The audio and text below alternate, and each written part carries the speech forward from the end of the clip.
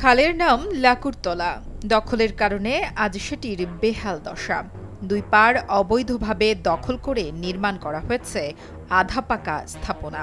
এমনকি অবৈধ দখল করে রাখা বসবাসকারীরা ময়লা আবর্জনা ও মলমূত্র ফেলে দূষিত করছে খালের পানি। ফলে খালটি ছোট হয়ে বাধাগ্রস্ত হচ্ছে পানির সাধারণ প্রবাহ। দখলদারদের উচ্ছেদ করে খালটি আগের অবস্থায় ফিরিয়ে আনার দাবি এলাকাবাসীর। ময়লা যত আছে সবকিছু এই খালের ভিতরে পড়ে।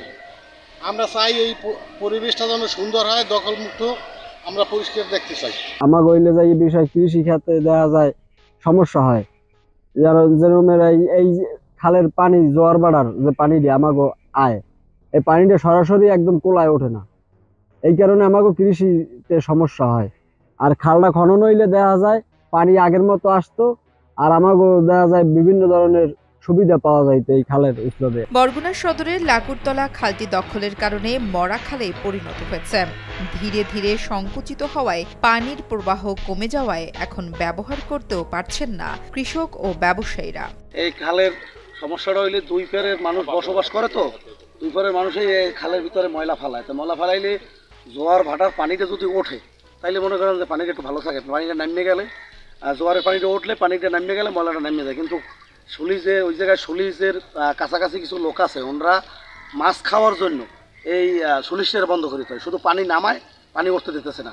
কিন্তু এই মসজিদ এই জায়গায়, তারপরে এই যে বাসা বাড়িতে এই পানি নিয়েই ব্যবহার করে মানুষের, খুব কষ্ট হইতেছে এই পানি ব্যবহার করতে মানুষের। যে জমি জমা কিনছে 10 হাত কিনছে, আরো 3 হাত সরকারি বা রেকার্ডি খালের ভিতরে ঘর উড়িয়ে তারা ব্যবহার করতেছে। তাদের যে কেউ কিছু বলবে সেরকম তো আমাকে ইখতিয়ার নাই।